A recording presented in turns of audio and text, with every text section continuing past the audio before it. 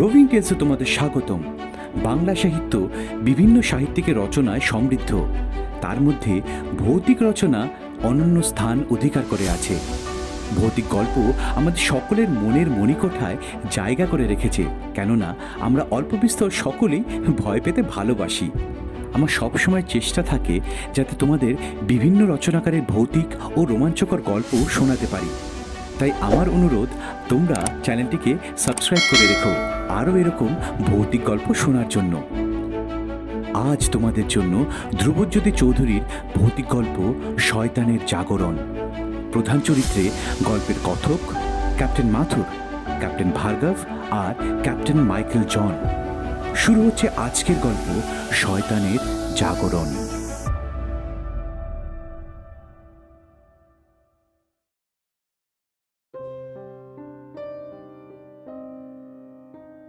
বহু বছর হয়ে গেল, কিন্তু ঘটনাটা এখনো স্মৃতিপটে পরিষ্কার হয়ে ফুটে আছে। সেই ভয়ঙ্কর দিনটির কথা যখনই মনে পড়ে তখনই আতঙ্কে শিউরে উঠি। এত বছর পরে আজও সেই আতঙ্কের হাত থেকে মুক্তি পাইনি, বোধহয় কোনোদিন পাবও না।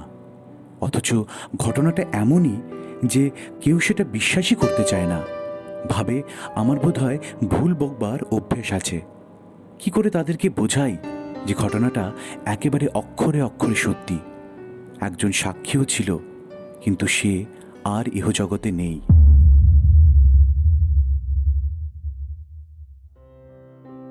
আমি তখন ছিলাম সেনাবাহিনীর একজন ক্যাপ্টেন।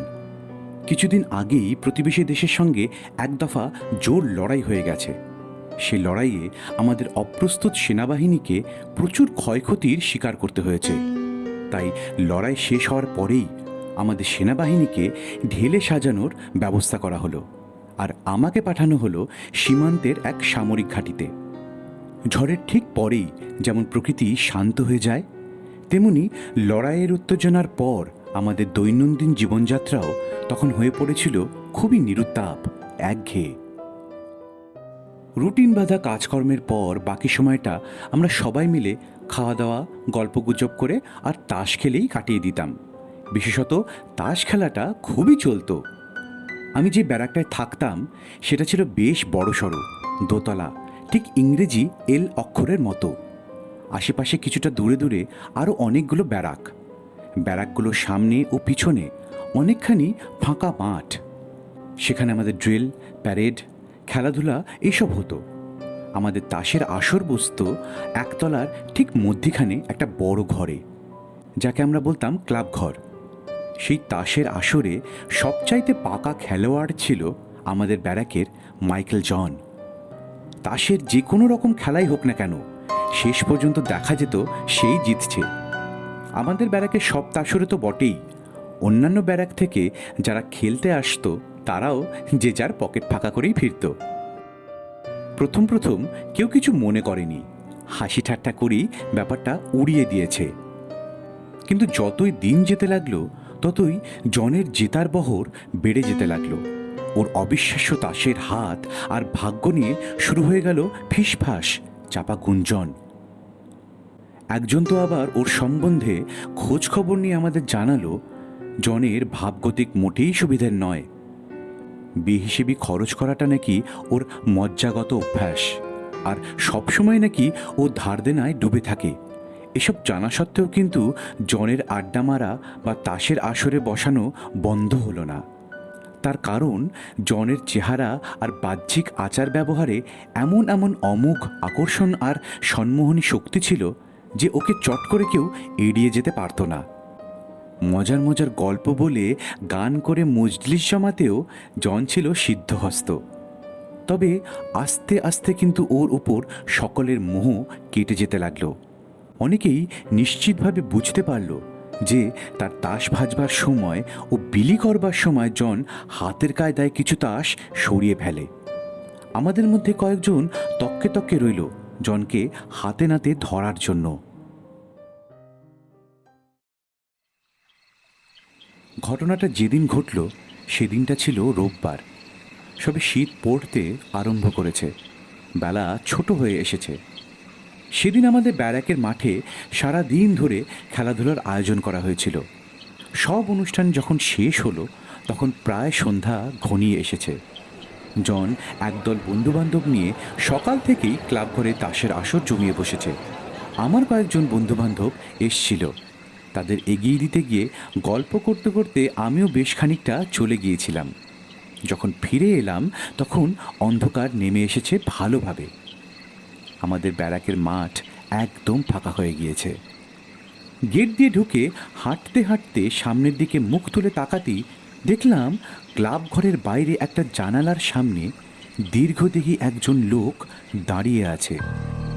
লোকটার সারা শরীর কালো পোশাকে ঢাকা, মাথাটা একটু ঝুঁকিয়ে কান পেতে ক্লাব ঘরের কথাবার্তা এক মনে শুনছিল সে। লোকটা আমার সহকর্মীদের মধ্যে কেউ নয়। উপরন্তু ওই রকম পোশাক পরা অত দীর্ঘদেহী লোক আমাদের বা আশেপাশের ব্যারাকে দেখেছি বলেও তো মনে হলো না। ওর হাব ভাব দেখে বেশ একটু খটকা লাগলো আমার।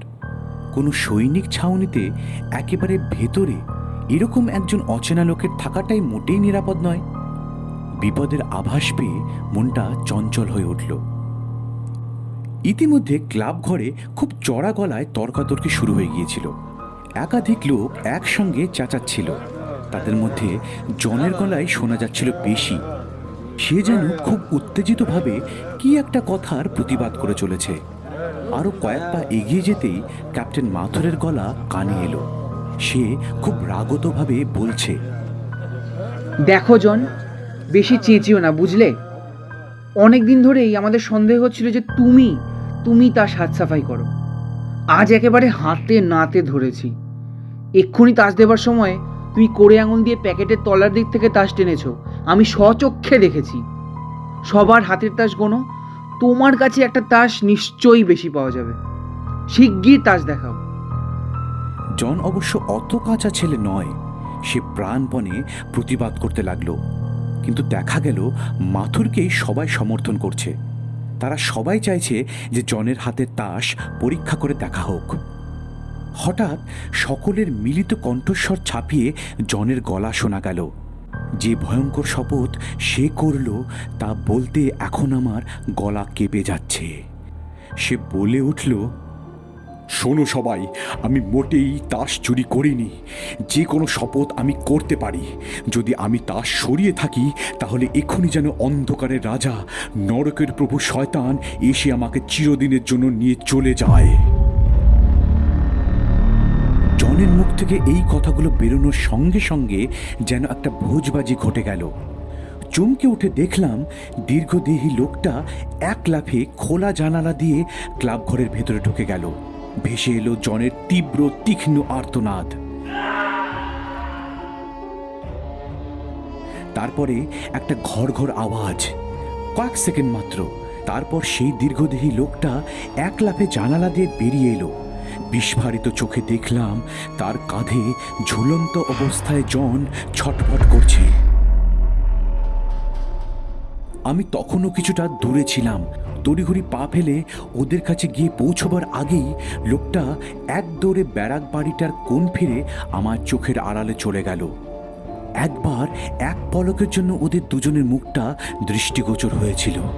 দেখেছিলাম জনের মুখ একদম ফ্যাকাশে, এক অসহ্য যন্ত্রণায় আর আতঙ্কে ওর দুই চোখ যেন ঠিকরে বেরিয়ে আসতে চাইছে। আর দীর্ঘদেহী লোকটার দুই জ্বলন্ত চোখের তীব্র দৃষ্টিতে ফুটে বেরোচ্ছে চরম হিংস্রতা আর নিষ্ঠুরতা। কয়েক মুহূর্তের জন্য কি একটা অজানা ভয়ে আমার সারা শরীর অবশ হয়ে গেল। কোনো রকমে নিজেকে সামলে নিয়ে ওদের ধরবো বলে দৌড়ালাম। কিন্তু ব্যারাকের বাঁক ঘুরেই দেখলাম কেউ কোথাও নেই। চারিদিকে ফাঁকা, নির্জন। আবার দৌড়ে ফিরে এলাম সামনের দিকে। গেটের প্রহরীকে চেঁচিয়ে ডেকে জিজ্ঞাসা করলাম কেউ এইমাত্র বেরিয়ে গিয়েছে কিনা। সে জানালো না। অগত্যা উদ্ভ্রান্তের মতো ক্লাব ঘরে ফিরে এলাম। ভেতরে যে দৃশ্য অপেক্ষা করছিল তার জন্য আমি মোটেও প্রস্তুত ছিলাম না।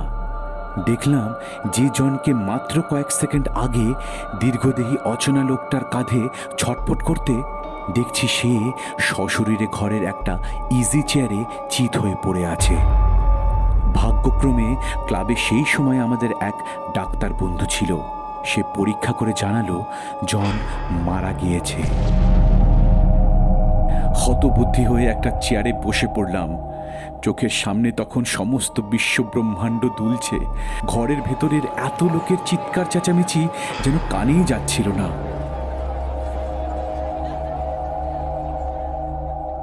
একটু ধাতস্থ হওয়ার পর ঘরে কি ঘটেছে শুনতে চাইলাম। সবাই একসঙ্গে যা বলল তার সারমর্ম করলে দাঁড়ায়, জন যথারীতি তাস বিলি করার সময় ব্যাগ থেকে তাস সাফাই করেছিল। ক্যাপ্টেন মাথুর সেটা দেখতে পেয়ে জনকে চ্যালেঞ্জ করেছিল। তাই নিয়ে দুজনের মধ্যে তর্কাতর্কি বেঁধে যায়, যেটা আমি ঘরের বাইরে থেকেই শুনেছি একটু আগে। সেই সময় জন হঠাৎ ওই ভয়ঙ্কর কথাগুলি বলে ওঠে। সঙ্গে সঙ্গেই নাকি বাইরের জানলা দিয়ে একটা দমকা হাওয়া ঘরে ঢুকে টেবিলের তাসগুলোকে উড়িয়ে দেয়, আর জন আর্ত চিৎকার করে চেয়ারে ঢলে পড়ে। একটুখানি ছটফট করেই তার দেহ স্থির হয়ে যায়। সব শোনার পর আমার মুখ দিয়ে আর কথা সরল না। ভাবলাম তাহলে একটু আগে আমি কি দেখেছি, আর কেনই বা দেখেছি? যা দেখেছি তা অন্য কাউকে কি বলা যায়? অনেক ভেবেচিন্তে শেষ পর্যন্ত আশেপাশে যারা ছিল তাদেরকে আমার দেখা ঘটনাটা বলতে গেলাম। ফল হলো বিপরীত। তারা বিশ্বাস তো করলই না, উল্টে ভাবলো হঠাৎ প্রচণ্ড শখ খেয়ে আমার মাথা বোধহয় গোলমাল হয়ে গেছে। আমাকে সুস্থ করার জন্যই তখন আবার কেউ কেউ ব্যস্ত হয়ে পড়ল। ব্যাপারটা এমন পর্যায়ে গিয়ে পৌঁছলো যে আমারও সন্দেহ হতে লাগলো, তাহলে কি সবটাই আমার চোখের আর মনের ভুল? আমার অন্তরঙ্গ বন্ধু ক্যাপ্টেন ভার্গব কখন একসময় এসে দাঁড়িয়েছে টের পায়নি। ক্লাব ঘরের ঠিক উপরের কামরাটাতেই থাকতো ও। শরীরটা বেশ কিছুদিন ধরে খারাপ যাচ্ছিল বলে সারাদিন ভার্গব উপর থেকে নামেনি।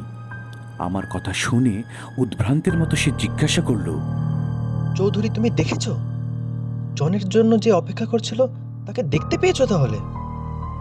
ভার্গবের কথা শুনে এই চরম বিভ্রান্তির মধ্যে যেন অকলে কুল খুঁজে পেলাম। যাক, তাহলে আমি পাগল হয়ে যাইনি, ভুলও দেখিনি। ভার্গব দোতলার ঘরের জানালাতেই বসেছিল। রহস্যময় দীর্ঘদেহীকে সেও ভালোভাবে লক্ষ্য করেছে। কোনো এক অদৃশ্য শক্তির বিচিত্র খেয়ালে আমরা দুজন ক্ষণিকের জন্য অতিপ্রাকৃতিক কিছু একটা দেখতে পেয়েছি। তার ফলে যে অভিজ্ঞতা আমাদের হয়েছিল তার অভিশাপ থেকে সারা জীবনেও মুক্তি পেলাম না।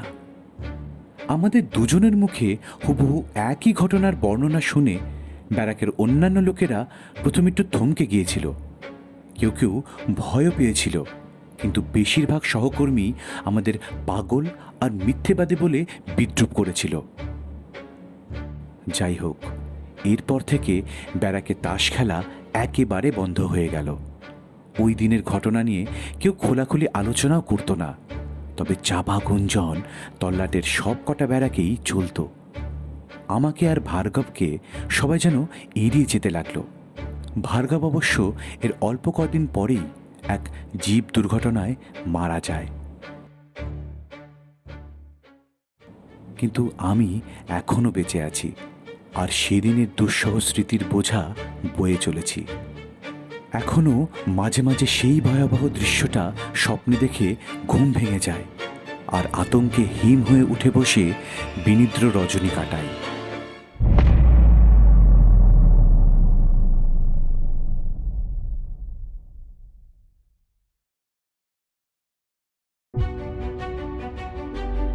শেষ হলো আজকের গল্প শয়তানের জাগরণ। রচনায় ধ্রুবজ্যোতি চৌধুরী, ক্যাপ্টেন মাথুরের ভূমিকায় সিদ্ধান্ত, ক্যাপ্টেন ভার্গবের ভূমিকায় দীপায়ন, গল্পের সূত্রধার, গল্পের কথক ও মাইকেল জনের ভূমিকায় আমি শীর্ষেন্দু।